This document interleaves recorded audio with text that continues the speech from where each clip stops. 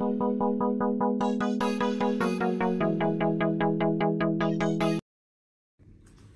yo, yo, yo, dit is John, hier ben ik weer. Eind van de maand in 2021, we zitten nog steeds in een super zware lockdown.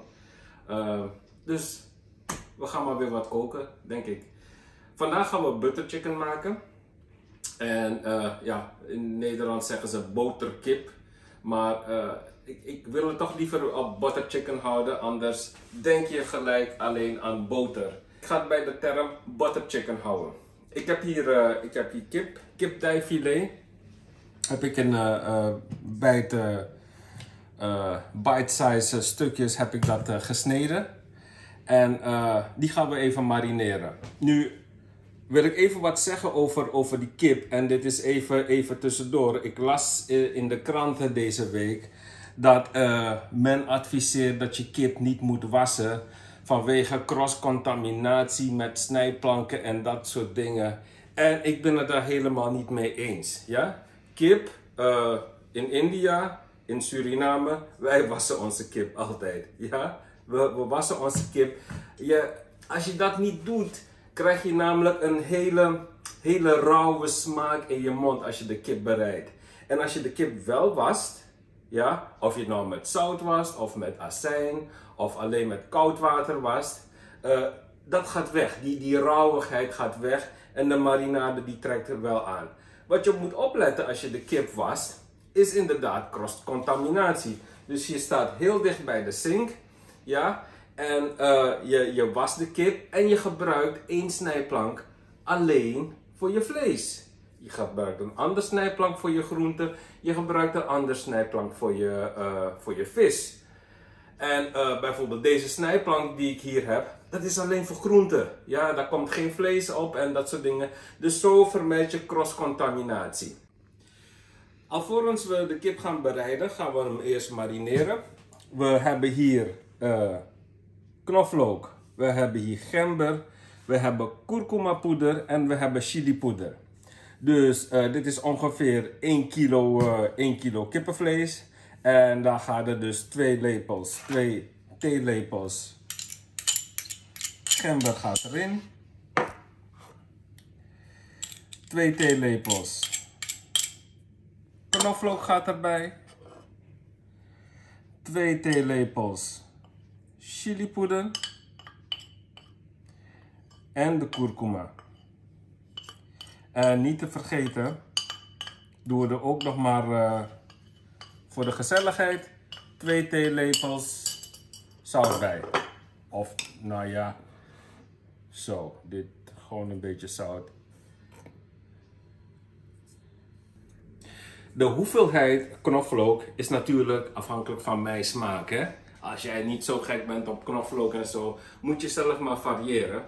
En als jij chilipoeder gewoon veel te heet vindt, dan moet je paprikapoeder in plaats daarvan gebruiken.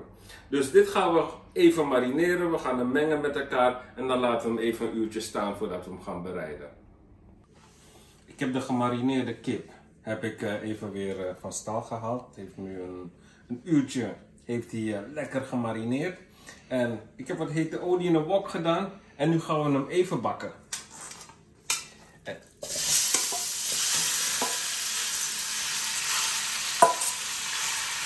De kip ga ik even gaar bakken. En wanneer die dan klaar is, dan zetten we hem even aan de kant. Dit is dus een one-pot dish. Terwijl de kip lekker aan het pruttelen is in die pot, heb ik dus wat uien gesneden. 2 uien. Er gaan 3 tomaten erbij. Wat cashewnoten. Om de naam eer aan te doen, doen we er dan ook maar wat boter bij. Maar ik ben al vrij zwaarlijvig, dus ik mag weer uitkijken. Dan is daar knoflook, chilipoeder, 2 klontjes suiker en 2 theelepeltjes garam masala. En dan mag je kiezen of je doet er een beetje azijn bij of je doet er wat limoen bij. Maar één van beide. De ingrediënten trouwens, die staan ook beneden in de omschrijving op YouTube. Ik heb de gebakken kip heb ik even apart gezet. Ik ga dezelfde pot gebruiken.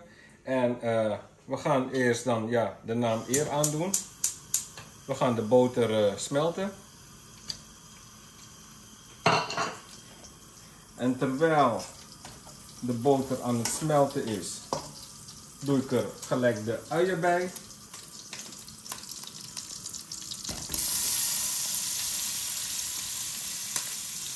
De uien gaan we even glazig laten bakken met de boter.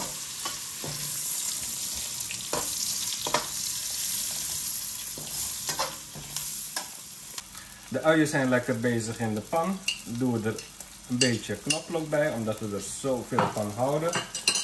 En gelijk daarna doen we daar ook de tomaten bij.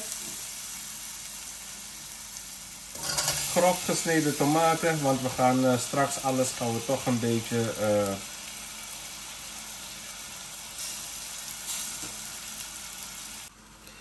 nu de tomaten even bezig zijn, gaan we de cashews erbij doen. En dan doen we ook nog de rest van de ingrediënten erbij. Dat is de chilipoeder, het suikerklontje en de garam masala. De garam masala die kan je tegenwoordig ook vinden in je lokale supermarkt. En zo niet moet je toch even bietsen bij de tropische winkel. Als laatste doen we er een beetje azijn bij. We doen er even wat zout bij voor de smaak.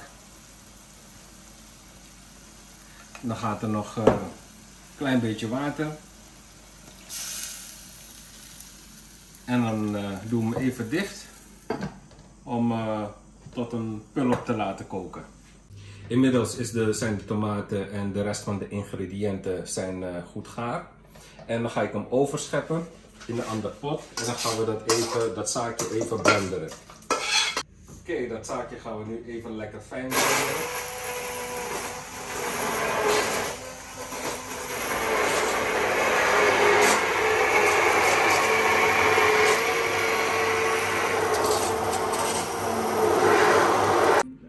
Nu is het een mooie hele massa geworden. En dat gaan we dan even door een zeef doen. In dezelfde pot trouwens. Het hele zaakje is helemaal door de zeef gegaan.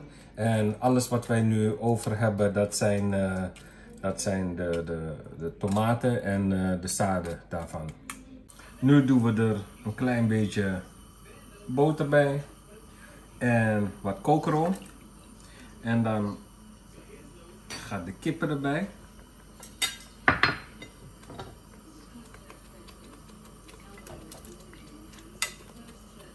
Laten we even voor 5 minuten gaar koken.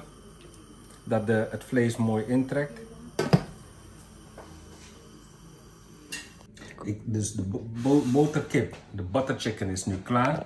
Ik doe er een heel klein beetje room overheen. En zoals je ziet, waarom het butter chicken heet, is dat de curry is mooi fluweelachtig. Dus dat wordt heel lekker vandaag. En ondertussen heb ik dus ook kokosrijst gemaakt, of coconut rice. En dat ga ik lekker vandaag eten tijdens de lunch. Dit is dus de perfecte combinatie. Enjoy it!